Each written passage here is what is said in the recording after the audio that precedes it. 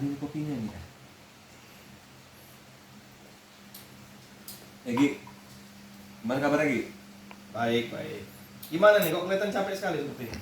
Disuruh mamaku tadi ngantri minyak goreng nih. Iya. Kelurahan itu aduh penuhnya ya Allah.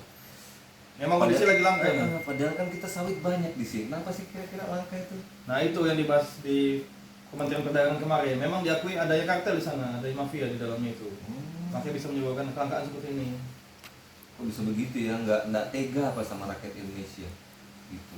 Memang mungkin di dalamnya ada oknum terkait lah yang dia berperan di situ dalam permainan pendistribusian minyak sawit seperti itu.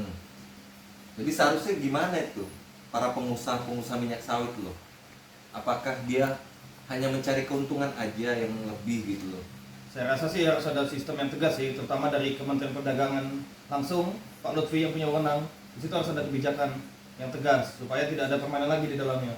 Jadi stakeholder terkait seperti petinggi-petinggi di perusahaan sawit yang kita mungkin tidak disebutkan itu gampang sekali untuk berkong-kali-kong dengan bawahan-bawahannya dirjen ataupun dan lain sebagainya di jajaran Pak Lutfi seperti itu. Cukup kompleks ya. Iya, benar sekali. Memang harus ada aturan tegas ya. Semoga aja pengusaha-pengusaha kita ya, terlepas itu dari minyak sawit lah, minyak goreng, terlepas dari itu pengusaha-pengusaha juga harus menumbuhkan rasa cinta tanah airnya lah. Iya. Bagaimana ketika dia ingin berusaha, ingin menjalankan usahanya, dia itu memikirkan juga sosialnya dia, rakyat dia, istilahnya masyarakat sekitarnya gitu. Jangan sampai merasa merugikan masyarakat. Itu penting sekali sebenarnya. Jadi memang harus diperhatikan juga oleh perusahaan-perusahaan yang ada, apalagi kaitannya dengan kebermanfaatan, terutama di bidang sosial dan juga di bidang lingkungan yang sekarang sedang hangat. Apalagi sekarang juga di UN atau PBB ada program SDGs, Sustainable Development Goals. Makanya perusahaan-perusahaan sekarang harus mengacu ke sana. Di sana kaitannya terhadap dampak lingkungan yang sekarang banyak dibahas, kaitannya sama bencana alam yang banyak terjadi, itu dampak dari degradasi lingkungan, artinya kurangnya perhatian perusahaan terhadap lingkungan sekitar seperti itu. Itu yang penting sebenarnya. Dan juga di bidang sosial terutama. Benar.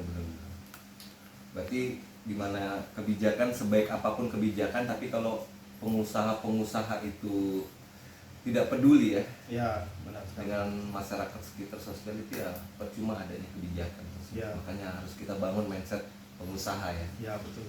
Agar lebih peduli dengan masyarakat. Jadi perusahaan juga harus memikirkan visi jangka panjangnya akan kemana, akan seperti apa Yang benar-benar. dampaknya juga. Untung bukan kopi yang langka ya. Ya, kalau nggak susah ngopi kita. Susah. Iya, aduh. Waalaikumsalam. Halo. Hampir tadi aku tempatnya Ucok. Duduk mas. Dulu Ustaz. Ngapain ngomong dulu apa sih? Ngomongin apa? Badminton. Oh, badminton. Juara kan kita kemarin? Iya. Bisa terakhir. Sama Sudah lama loh, udah dari tahun 2002 ya terakhir ya. kemarin sempat 2020 yang dilaksanakan. Iya, sudah hampir 1 dekade lebih ya. Iya. Hampir belasan tahun, sudah hampir 20 tahunan. Masuk dulu lah. Kenapa lagi datang ngaku Biasa. Teleponan kalau ceweknya kan nggak ada. Kalau aku sih nggak terlalu hobi badminton sih, Terus tangkis, apa hobinya?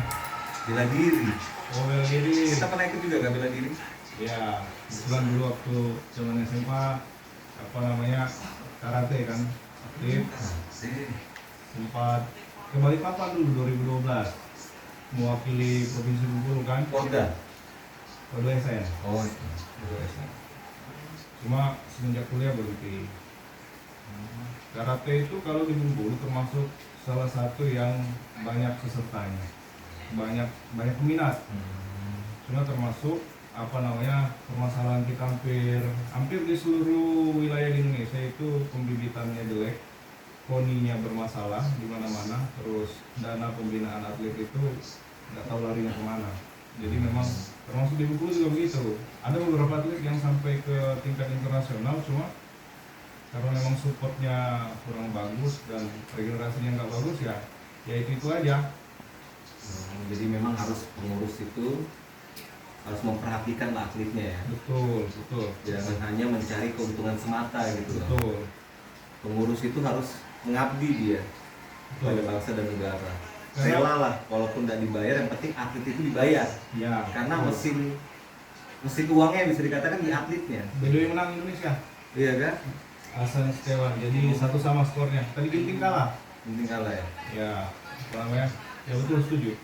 Karena pengalamanku waktu SMA, apa namanya, yang poni di Bengkulu itu mati, dan apa namanya, kejuaraan karate itu hampir nggak ada. Jadi waktu aku jadi ketua OSIS sama teman-teman dan sama pelatih karate di sana, kita punya ide gimana kalau kita bikin kejuaraan karate yang reguler, jadi setiap tahun ada. Dan kita alhamdulillah udah 10 tahun jalan ini, 2012 sampai 2022 itu jadi kejuaraan rutin kita ngadakan.